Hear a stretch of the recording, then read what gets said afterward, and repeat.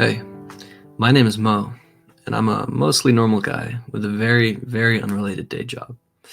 I'd like to welcome you to the very first episode in a series of conversations I'm hosting with key figures in the UAP disclosure space. My goal in hosting these conversations is to elevate the level of discourse, reduce the stigma associated with the topic, and provide resources that can help regular folks get up to speed without getting lost in a maelstrom of BS. In today's episode, I'll be sitting down with Lester Nare to discuss a variety of themes and initiatives relevant to the current discourse. For those of you that don't know, Lester is the founder of UAPCaucus.com, a website that publishes and disseminates a variety of information related to the UAP topic from a policymaking perspective. Before we dive in, I do want to make one thing abundantly clear. I don't have any inside information of any sorts, nor do I have any concrete theories as to what is definitively going on. My opinion changes on a weekly basis as new information comes out. In a moment in time where new data crops up every couple of weeks and the Overton window keeps evolving so rapidly before our eyes, I think it's reasonable, if not rational, to expect one's opinions on the topic to oscillate wildly. What I do have, however, is a strong desire to seek the truth, plus a 6-year or so head start on trying to parse all of this stuff. The latter is probably the only major difference between you and I. Without further ado, here's Lester. It's been too long. I'm happy that I finally got you here. So for the people that aren't as familiar, it would be great if you could give a quick intro from your perspective on who you are, how you got involved in the UAP topic in the first place. Let us know. Absolutely. So Lester Nare, I am a tech entrepreneur here in Los Angeles, California. And, for me, like many, I think I've had, a sort of roundabout way of getting into the UAP topic, but just a simple, quick overview. I think there are probably sort of 3 core events that, can relate to my interest in the subject. Growing up, one of the ways that my dad and I would spend time together would be by flying model rockets and planes. And that was sort of formative for me in terms of being interested in the concept of aerospace to begin with. So that was kind of like formative and essential to getting initially interested. And then, fast forward 2011, 2012 timeframe, like many, I had a very mundane sighting. It was classic type 1 orb situation. The thing that was sort of stuck out to me about it was it happened twice over a sort of short period of time.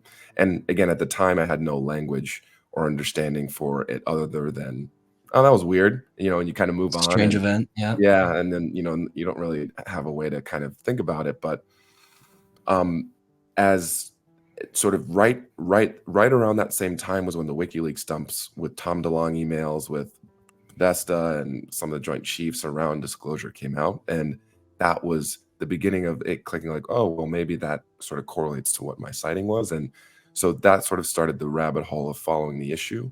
And as more and more folks have come forward, especially post 2017, the morphology of my sighting seems to be a very common one. And even with the new AARO related sort of disclosures, the spherical morphology and the sort of same colorways are, again, the common, far the most common, the common piece. So I think that's sort of how my interest has grown over time. And since I've been following it, pre 2017, but post 2012, I sort of kind of bracket these things into eras, right? You have sort of the legacy era folks who've been following it for quite some time. These are the Richard Dolans, the Grant Camerons, sort of that cohort, primarily researchers.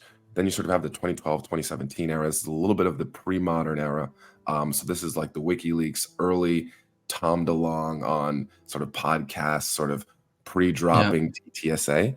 And then you have the post-2017 New York Times article, which is, I think, Lou Elizondo, Chris Mellon, Hal Puthoff, and these guys sort of coming forward. So that's kind of a little bit of background just on how I came to the issue.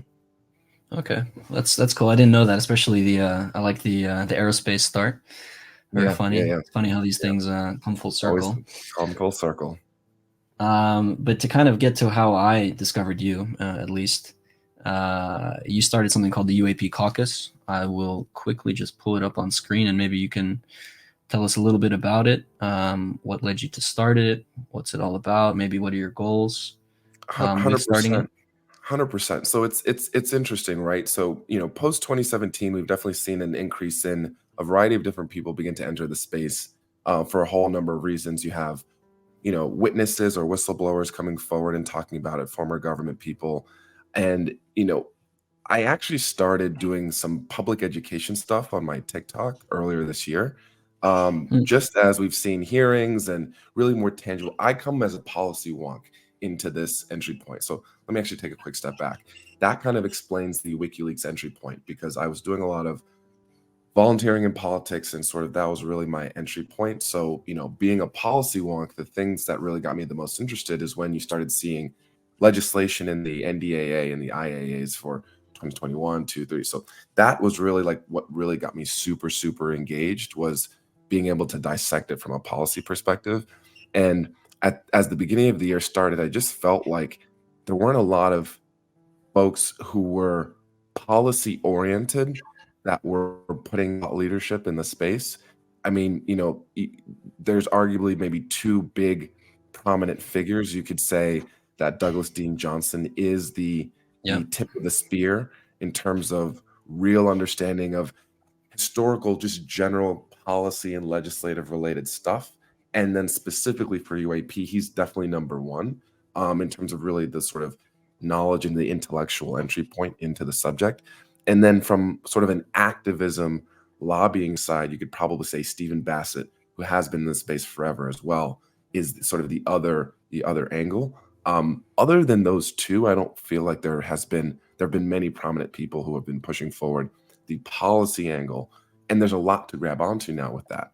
So I started a TikTok in the summer, and it kind of got a little bit of momentum, and that kind of put me in a place where I felt comfortable saying, okay, let me come out of the shadows a little bit here and try to put forth my perspective around this. And shout out to Ronak, who really helped push me on this as well. We'd sort of connected around this time, and he was doing some of the call scripts early on around the hearings. And I've seen those. We were kind of going back and forth, and I put together UAP Caucus after the 6 members in the House Oversight Committee came together and officially announced that they were going to be creating officially for the first time a congressional caucus for UAP. And I'd gathered a lot of the material for the site prior, but I hadn't figured out how I wanted to formulate it. And the ultimate entry point was, now there's an opportunity to drive activism towards a captive audience that will actually listen and be able to effectuate change in the actual posture within Congress. And the main concern that I had was there wasn't really a lot of good background on the subject that could be digested from the congressional and DC perspective, right? I know everyone talks about the DC blob. So the idea was, let's create guides around the main subject areas so that people can kind of get up to speed in a neutral, non sort of biased, but policy oriented fashion. Let's create an actual roadmap of initiatives so we can track progress towards common goals. Because I think another thing in the space that's been sort of missing is, like, where are we going? What is the North Star in terms of how the public can engage in the topic beyond waiting for, the next breadcrumb to be dropped by Lou or the next whistleblower like Grush to come forward. And those are all great things, and we want to add that into the calculus but there is enough now to work with for us to be able to take proactive action instead of reactive action. For sure. And I think, it's something that some people struggle with, but while there's plenty of interesting stories to digest, as you say, there are, at this point, I think, a few things that we could prioritize, especially from an official or legislative perspective, or from an activist perspective, more accurately.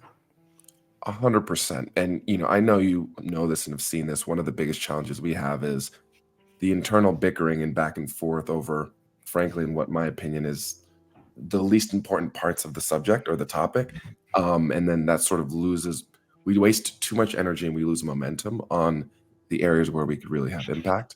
So Ultimately, the goal here was to gather a variety of data points and information, guides, a roadmap. There's also links out to organizations as well as policy papers that we're going to be putting out to, again, try to drive the conversation from a policy-oriented perspective in the language that members of Congress and their staffers can really understand, and then give an actual feedback loop for the community where, again, it's not just us dictating down from the treetops in the ivory tower and saying this is what happens.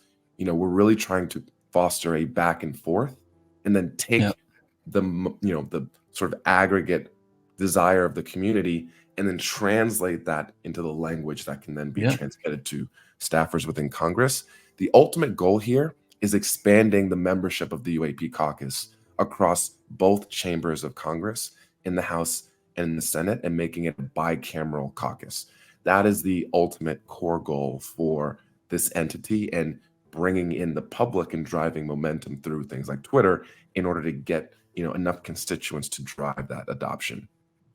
Yeah, and something that I also, again, personally like about your approach is, and you briefly touched on it, is the neutrality of it. Ultimately, transparency is something that I think anyone, whether you're a skeptic, believer, neutral, whatever you are, I think we've gotten to a point in the discourse where, look, we just need some very simple binary answers to a few questions. And once we have those, we can, move forward in whatever way is appropriate at that point. But I think some of the public statements, and I'm sure you agree, from elected officials have really gotten to a point where we just need transparency. And I really like that about your resource as well. It's ultimately neutral in nature. There's you're not projecting any sort of end goal here in mind. It's just more about the journey of transparency, openness, and accountability, which I think is great. I really appreciate that. And that's been a really core focus and goal, again, particularly because the topic is so fraught with bias that people are bringing into the discussion for any number of reasons, on the skeptic side and on the believer side. It's both directions. And I think, to your point, particularly post David Grush, we're now in a place where things are falsifiable, right? So that's for the first time, really, right? So, we have someone saying, I know program names and personnel and hostile and locations and corroborative lists. And I mean, these are things that are tangible that we can grab onto. And, hopefully with some of the Inspector General briefings that we have coming up, we can begin to get members of Congress to knock on some of those doors. I think we get that this is a process, but there are at least ways in which we should be able to characterize, what we know right now to address the rampant speculation that a lack of information has created. Yep, exactly. Well put. Maybe just to touch on what you just said, in terms of the upcoming sessions with the DoD IG and the ICIG. I know you've been working on some content on that. Would you like me to pull that up and maybe you could quickly walk us through that? If you just go / DoD IG. So perfect. Yeah. So the idea here is, we wanted to create a briefing packet to prep staffers and members of Congress who may be in and around both the upcoming DoD, IG, and ICIG classified briefings. And, there's, just taking a quick step back, we are obviously in a time period, globally, not just here in the US, where there are a lot of very serious, very important subjects that rightfully deserve the undivided attention of members of Congress to deal with. It is important that they're doing that work.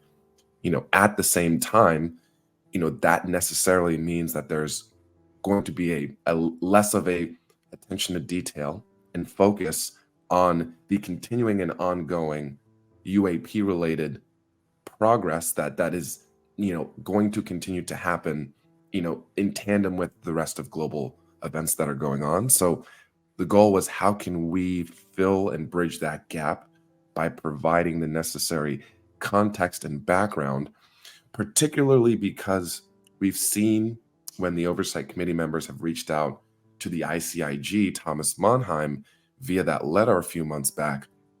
The details really do matter. And how they ask questions, how they perceive the pushback is really going to dictate the type of information that we can get out of them. So the goal was to make sure that staffers had the right information in preparation to really understand what was the DIG's specific purview in David Grush's whistleblower complaints, because he does have two, one specifically for the withholding of classified information, the other related to whistleblower retaliation. So knowing the difference is important for framing questions and being prepared for the known pushback they should expect and not accept from the DoD IG in this context. Absolutely. And I think it's also interesting to highlight, there has been a change of guard, I believe, at the DoD Inspector General's office since the time Grush gave his initial filings. Very good point. Which I think was back in, off the top of my head, July 2021. So that is 2 years ago at this point. Yes. So it's also going to be interesting to see how, the chain of information has gone since 2 years ago. So this is a great initiative for sure. It's a running theme in the UAP topic that, as generations come in and leave, there's just a huge loss of information and knowledge transfer, in a variety of arenas, whether this is in the alleged UFO crash retrieval programs or even in efforts, for oversight.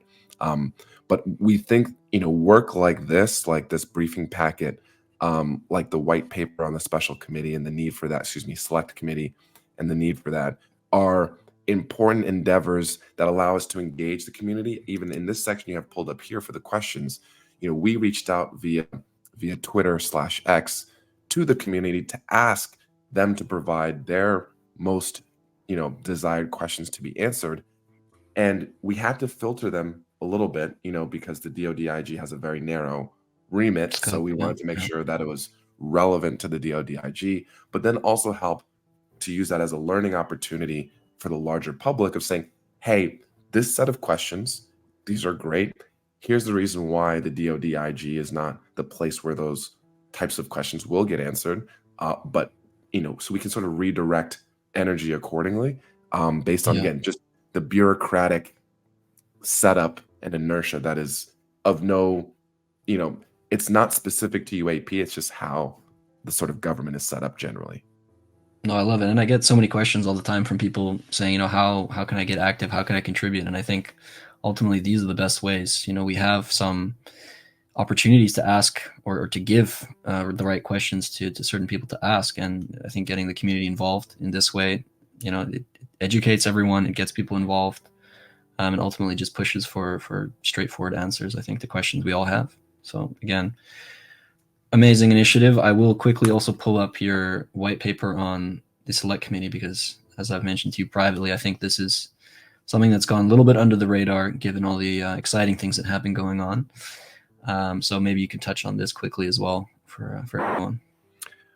I know we're all excited about the UAP Disclosure Act of 2023. I think it is a monumental piece of legislation. It's a first of its kind piece of legislation, and it can't be overstated how groundbreaking it is. And the way that I've framed this conversation is, I think some people, rightfully so, including the likes of, Christopher Mellon, have brought up some limitations potentially with the way that the UAPDA is currently structured. Primarily, it does not deal with the existing security classification guidelines that are basically de facto classifying all UAP material that enters within the DoD infrastructure. So that's sort of one area of concern. And another area of concern is because of the way that it's structured, like the JFK records declassification sort of process, one of the aspects of it is, even though you have an independent, with the UAPDA, you have an independent board of 9 people that are presidential appointed, Senate confirmed, the executive branch, by way of the office of the president, still retains an effective veto power over any determination by that board. So there are a couple things. One, pushing for an amendment to that to make the UAP Disclosure Board look more like the Supreme Court, where they have true independent authority, and removing that veto power from the president, who, again, he's appointing these people, so he should be able to trust their judgment. But then Separately from pushing that for that specific amendment to the UAPDA, I think taking a step back, and I know this was a long-winded background, but I think it's important. We need a carrot and a stick approach with anything we do in this space. And the UAP Disclosure Act can be viewed as a carrot, and the Select Committee can be viewed as a stick. And the reason I say that is the Disclosure Board is passive. They are there to receive information. There is no active action that they're taking. With a Select Committee that has subpoena power, this allows you to have a counterbalance so that you can actually both actively go after specific information, specific organizations, specific people, as well as lead legislation as necessary based on things that may be discovered by the Disclosure Board that require new legislation. So you have sort of an active arm to augment, what's happening with the UAPDA. And I think so they're not mutually exclusive. We need both things because they serve fundamentally different functions. And again, we can elect our members of Congress. We have a direct channel of being able to control who's in there. With the UAPDA and the Disclosure Board, there's a degree of separation because that's coming through a presidential appointment. So although we can elect the president, who that president then elects to be on the board is, again, one degree of separation away. So I think both entities are required. And I don't want people to lose sight of the importance of continuing to push to have a select committee, particularly because the House is in disarray around leadership.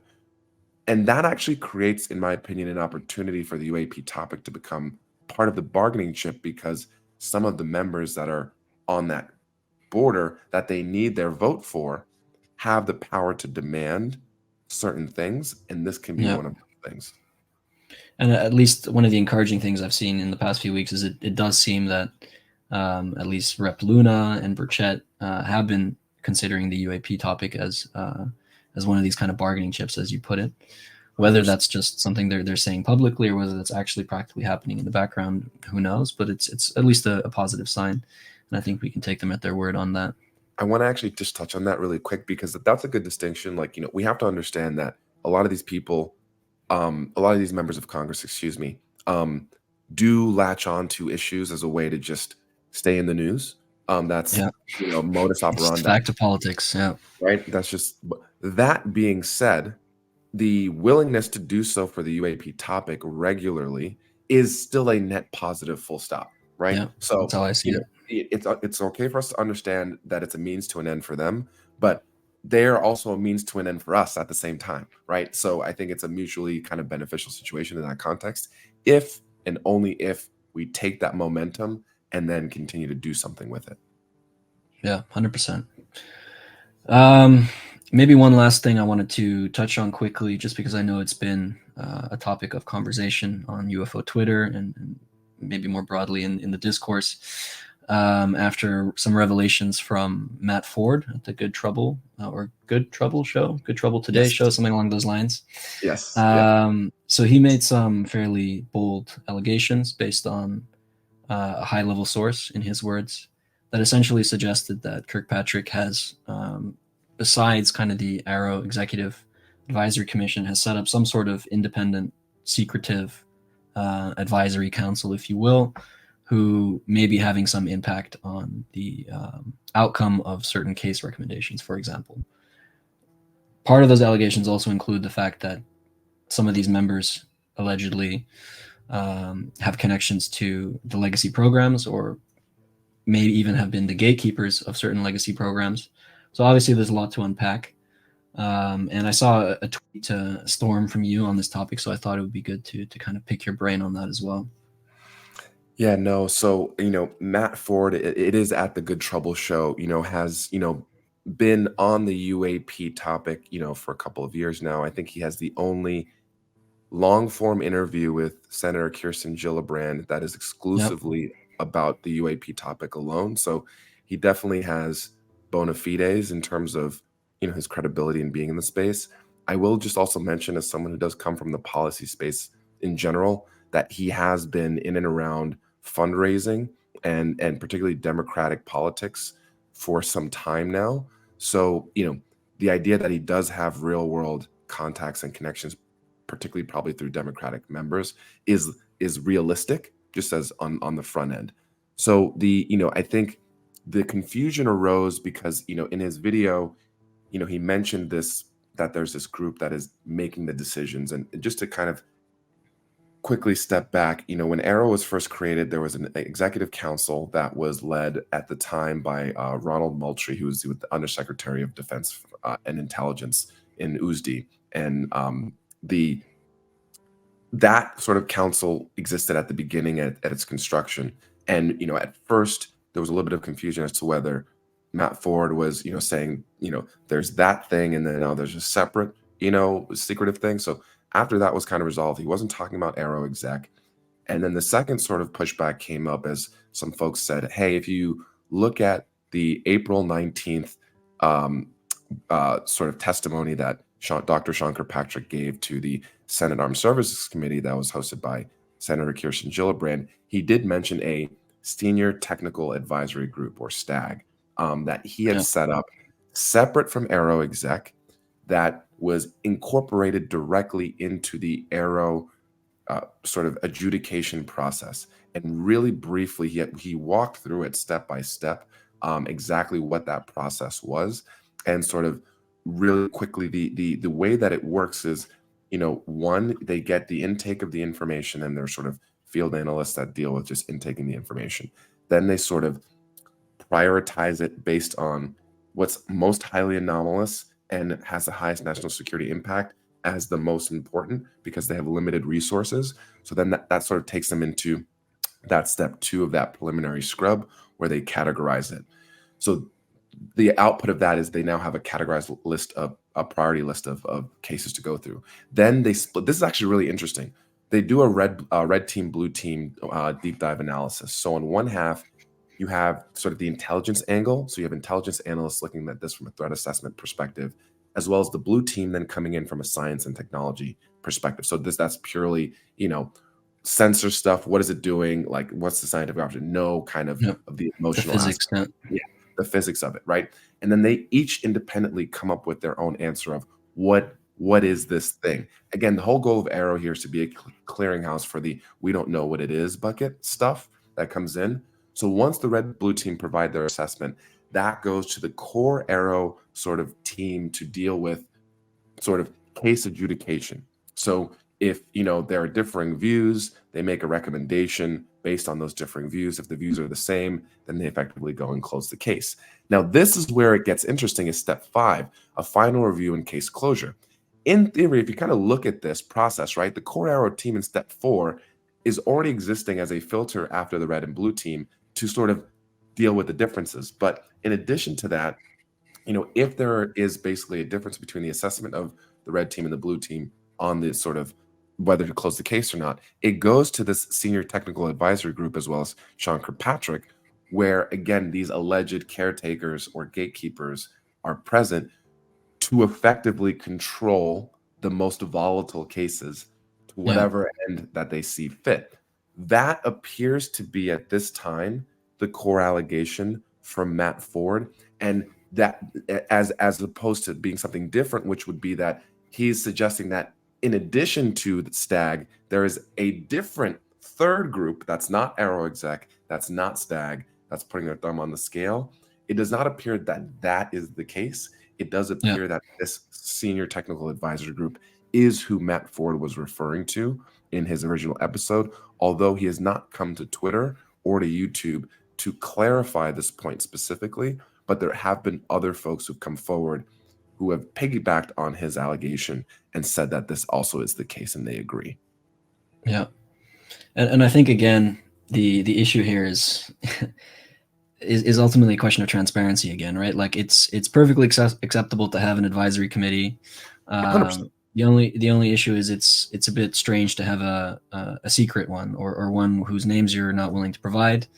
Again, if these people are lending expertise that are solving potentially very important cases, whether or not they're let's call it truly anomalous, even if it's some sort of foreign adversary, I think as a citizen, I'd like to know who's making these determinations. And I think not only is it something that I'd like to know, I think it's something that is mandated according to the laws that I'm familiar with, at least. No, I think you bring up a really good point, which I sort of glossed over here, which is the big issue. Part of the big issue is that Dr. Sean Kirkpatrick refuses to provide the identities of these people. And interestingly enough, when this first came out, Tim McMillan over at the Debrief kind of poured some cold water on it, trying to sort of say this is something that's known, it's this, and referring to the group. But then Douglas Dean Johnson came back out and said, even regardless of anything, there's actually laws on the books that require any membership of a federal agency advisory group to be publicized. And there's like several historical reasons why that's the case. So even on its face, it's not about whether Dr. Kirkpatrick wants to bring it public or not. He's legally required to, based on that interpretation, and he's not provided another legal justification as to why he's not required to do so. So again, I think a lot of what everyone is getting at here with AARO is, if we're going to make AARO central to the disclosure process, which based on the UAP Disclosure Act, AARO is going to be central to the disclosure process, the level of obfuscation around basic information and details for what is ostensibly a public-facing office, doesn't breed a lot of trust. I mean, it's the same issue people have with the way NASA sort of dealt with the announcement of the new director of UAP research. NASA is a public-facing arm for science in government, right? Everyone should be publicly known that's working at NASA. There's no reason for, unless you're doing certain specific classified programs. I get that. Yeah. But this is not one of those things, and yet they are also being cagey about it. Granted, we do have some history in the UFO community of not treating people that great when we don't hear what we want to hear. So I'm not sort of saying that problem doesn't exist, but I think the level of secrecy that's coming out of Dr. Sean Kirkpatrick is beyond the pale and beyond what is justified in this situation. Yeah, I completely agree. And while I personally reserve judgment on Dr. Kirkpatrick, I must say I used to have I held him in quite high regard. Even when listening to that testimony back in April, I think I was impressed, as you were, I think, with the process he laid out, the red team, blue team. I thought it all sounded okay, quite above board. And it's funny just to have it revisited now in the context of, there's this advisory group he actually mentioned in that same testimony. It turns out he hasn't been very transparent about. And again, I think this also speaks to, I think, the onus that's on the journalists and just commentators that are covering this, and anyone who actually has the opportunity to speak with these folks. Let's just ask them questions. If they want to evade them completely openly, sure, let them do that. But let it not be a question of we just don't know because nobody's asked them. And I find that's probably one of the more irritating aspects of this space is, I'm fine with being given an evasive answer, but I'm not fine with not having the question even being posed in the first place. We're not even in a position to have evasive answers because we're not even asking questions. So we're not even there yet to be able to complain about the evasiveness of the answer. So I wholeheartedly agree. And I'm happy to reserve judgment on Kirkpatrick. I somewhere in my heart, I'm imagining he's going to go through some sort of Dr. Hynek type character arc, but we'll see where that ends up. And obviously, ultimately it depends on the data. So we'll see. I share your, I share your open-mindedness. Dr. Kirkpatrick, if you look at his resume, is an extremely accomplished scientist who has been working in and around the government for quite some time. Without getting too much into the detail of his past work, he's done great service, towards a variety of endeavors that are not UAP related at all historically. He is, though, to that same end, deeply integrated into the covert and classified aspects in some organizations specifically that have, various desires that may or may not be counter to public transparency. However, and you've done a great job of this, by the way, I think, of documenting, the details behind everybody and everything that's happening in a way that I think I'm so happy that Disclosure Diaries exists as a resource. It's almost sort of the Wikipedia of this for the real details that are super important. But I think, it is possible. I still think, for example, that it's possible that what we're seeing happen right now is blocking and tackling to allow work to be done to get the infrastructure in place to deal with what disclosure is going to ultimately, the can of worms that it's ultimately going to open. One thing I always talk to people is like, okay, guess what? Imagine Dr. Kirkpatrick goes up tomorrow and says, oh yeah, this stuff is da da da. Do you Then what? understand the? Yeah, right, right. Yeah, No, yeah, honestly, I particularly, and agree. I don't mean to make this. I'm not making this comment in jest. I'm being deadly serious. We have major global military conflicts happening not only in Ukraine, not only within sort of the Israel, Palestine, Gaza conflict situation, which is metastasizing like crazy right now, as well as the saber rattling with Taiwan. If you just throw this into that equation without without an infrastructure or plan of Hmm. action as to how you're going to deal with the a million questions that are going to get answered, the sort of military and geopolitical as like it is not necessarily Kirkpatrick's, like he's not the one to do that in my opinion, Yeah, frankly. Um because again, I don't think people really think about the question of like, well, then what? Like, and there is a lot of like things that will arise after that initial confirmation occurs. So I'm not saying that that's true, and I just like you, I'm still reserving judgment because I do think if I was in the position of someone doing the UAPDA language, I would say let's get infrastructure in place to yeah, deal with this so that when it comes out, we're not just flooded with stuff we like to be at the point that we can't even handle. exactly. And I think that's such a important, nuanced point that I think a lot of people are missing, and I think a lot of people need to consider that perspective and then go and read the UAPDA again, because in many ways it seems like the first step to try to do that. I mean, they even mention in literal terms the controlled disclosure campaign plan, which ostensibly doesn't exist yet. The UAPDA demands that it be created. Right. So we're essentially at, again, assuming, there's a big assumption, but assuming that there's some directional accuracy to the claims that Grush has laid forth, you're going to need a plan, right? You're going to Right. need a pretty extensive plan to deal with that, Right. from practical matters, eminent domain to geopolitical matters. There's all sorts of huge considerations that need to be taken into account and planned for. And yeah, I don't necessarily envy the folks that would have to come up with that plan Right. if it is indeed what's happening. But yeah, I guess we'll just have to reserve judgment and see how the next few months and years play out. And I do want to Um, make just one last quick point on that, which is, I know I can already see the sort of Twitter response of like, it's been 75 years of obfuscation. They've had all the time to plan. I totally mhm. I hear that. I totally hear that. But again, I think one of the things that I talk about in my TikTok education videos a lot is the federal government is not a monolith, full stop.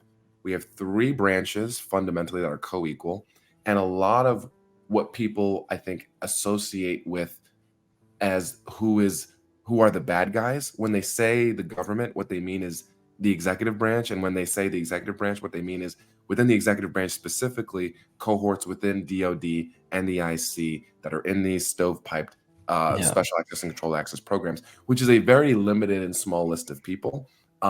A lot of the analysts and people working on like they're not the leadership and decision makers, and that's also not at all the legislative branch of government and or the judicial branch, right? So when we talk about a controlled disclosure plan, Congress and the legislature they've had no plan. They've never looked at this issue. never They had have no one. No. background. They literally barely have background now. So they're creating the UAPDA. You have to understand, there's no, and we've heard this from sort of some of the insiders. I can't remember if it was like a Lou or Christopher Mellon, but this idea that there is no plan. There is no, people have always, oh, TTSA is, there's a disclosure plan. They've been planning. Yep. It's kind of, there's no plan. There is no, the gatekeepers don't want this out. There's never a plan in the executive government to have this come out. A couple of people who know about the topic decided to, again, if you just look at the tea leaves that are there and available and have sort of the ability to have like chain of custody around it, it just, there's no plan. And so we're just literally starting it. And in that context, it's necessarily going to take no senator wants to deal with this issue. No member of the House wants to deal with this issue. You know what I'm saying? You know what they like dealing with? Stuff where they can go on Fox News and beat the drum They want about easy wins, you know? Biden's $200,000 check that he got, and they don't really want to do the heavy lifting. So we have to remember there's not really an incentive to take this really seriously, because it's going to require a lot of work. Yeah. No, that's just the reality of it. Or at least that's the pragmatic kind of side of things. If it turns out a lot of these claims are true, as you put it, there's just a lot of work to be done, which just hasn't been done. And that takes time, unfortunately. So I think with that, I covered pretty much everything I wanted to cover. So I just wanted to give you the opportunity, if you have anything else you want to discuss, or any of the best ways to keep up with what you're working on. Yeah, no, Feel free to 100% shout no. it out. I'll obviously do everything I can to link to you. I'm a huge fan personally, and I think you've been a great influence on the community over the past few months, and I very much look forward to seeing the things you get done in the next few months. Much appreciated, and the feeling is very mutual. People can follow me at Lester Nare on my personal account. This is not my only thing, so if you're only interested in UAP related stuff, follow at UAPCaucus.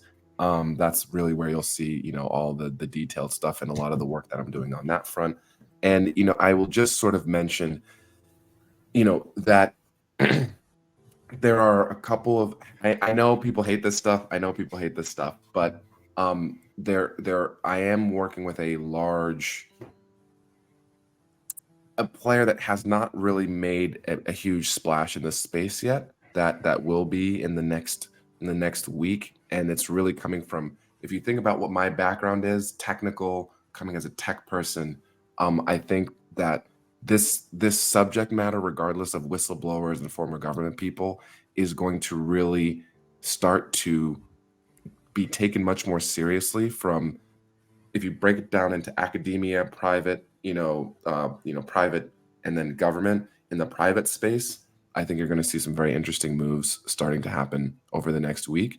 And I think that's going to unlock a lot of more people coming from a technical background and decentralizing the detection, characterization, and evaluation of UAP outside of AARO and the government solely, and even outside of just the Galileo project, which is effectively the only other thing, into a web of projects. So I'm very excited for that to arise. I don't mean to be cryptic. It's just not my position to say, but it's going to be a big deal. Cool. That sounds very exciting, and definitely looking forward to seeing what emerges in the coming weeks. 100%, Mo. Pleasure. Really appreciate your time today. Take care, man.